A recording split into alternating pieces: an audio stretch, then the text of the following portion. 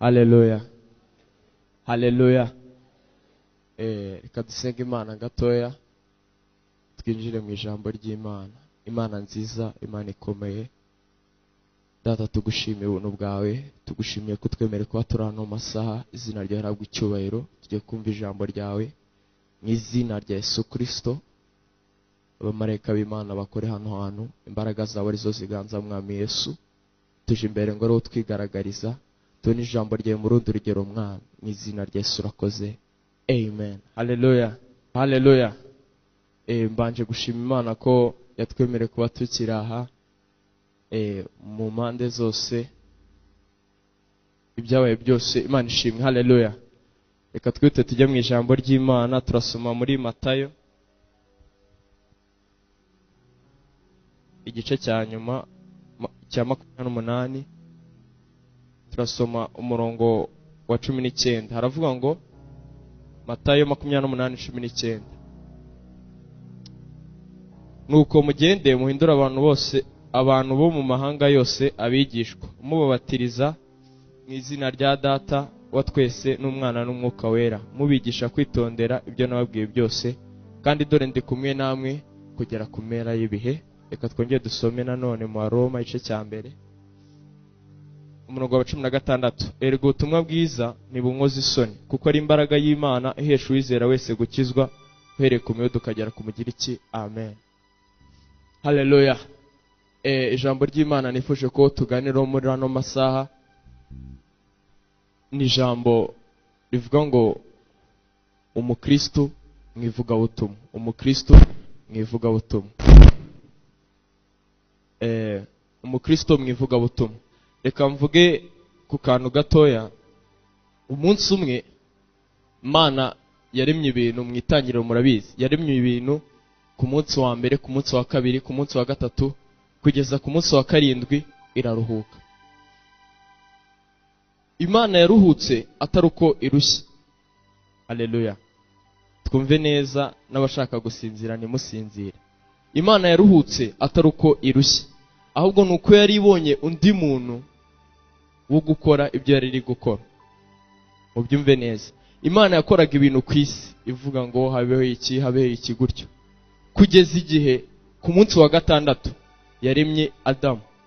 Imaze kurema Adamu ihitirekeraho ijya kuruhuka.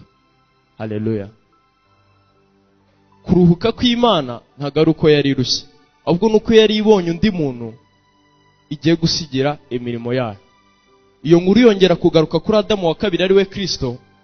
Arakora, arapfa, arazuka. Azutse nawe arigendera, ajya ku ntebe ya se, yicara iburyo bwa Data. Turabizi twese Kristo ntago yagiye kuko umurimo we wari urangiye ku isi. Mubyumve neza. Mu by'ukuri Yesu icyo yaraje gukora yaragikoze pe. Ariko ijambo ry'Imana muri Yohana riravuga ngo icyatumye umwana w'Imana yerekanwa ni ukugira ngo amareho imirimo yose y'umwanzi. Kristo yarakoze ararekera. Impamvu yarekeye ni uko yarabonye undi muntu uzakora nk'ibyo yakoze, ari we itorero rye. Haleluya. Muri kubyumva? Impamvu Kristo yaruhutse si uko yararushye, ahubwo nuko yarabonye undi muntu wo gukora nk'ibyo yakora. Yesu umunsi umwe arahanura aravuga ngo ni ukuri ndababwiza ukuri yuko unyizera imirimo nkora nawe azayikora, ndetse azakora nirenzeho. Haleluya. Kristo ari mu ijuru, ari mu ijuru, mu bifatika ari mu ijuru. Gusa kuba ari mu ijuru ntago ari kuvuga ko umurimo we warangiye, ahubwo nuko yabonye undi muntu wo kuwusohoza ku isi, ari we wowe. Haleluya. Ijambo ry'Imana muri Tito igice cya 2 umurongo wa 11 haravuga ngo kuko ubuntu buhesha bose agakiza bwabonetse. Ubuntu butuma abantu bose bakizwa bwarabonetse. Tugiye kujya kuri topic y'uno munsi, ariko ni twebwe bo kubujyanira abantu. Ubuntu burahari bw'uko abantu bose bakizwa, ariko nudashyiramo uruhare rwawe ngo wigishe mugenzi wawe akizwe, ntutegereze ko azakizwa. Haleluya.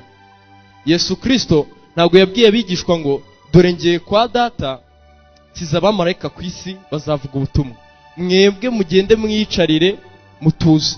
Oya, ahubwo yarababwiye ngo ngiye kwa data nzabohereza umwuka wera, uwo mwuka wera azakorana namwe kugira ngo mumpamye ku isi.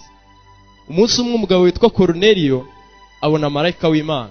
Marayika w'Imana amubwira ngo gusenga kwawe kumviswe, ibintu nk'ibyo byose.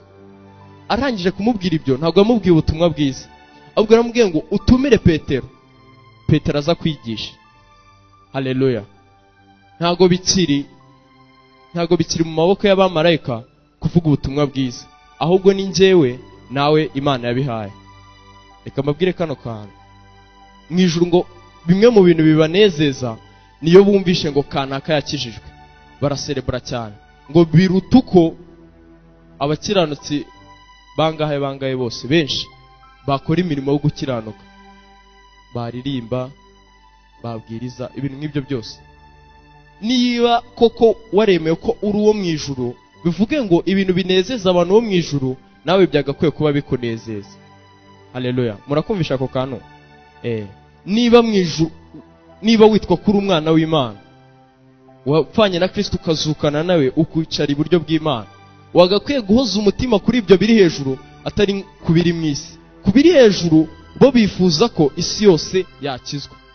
Kristo hano dusomye ntabwo yavuze ngo mugende mu Bayuda gusa, ntabwo yavuze ngo mugende mu Bagiriki, ahubwo yavuze ngo mugende mubwirize amahanga yose. Imana izaduhemba, iduhembera imirimo twakoze igendeye ku yo twari tuguye gukora. Haleluya. Imana izambaza Blaise, wakoze ibi wigishije aba bantu, warabikoze.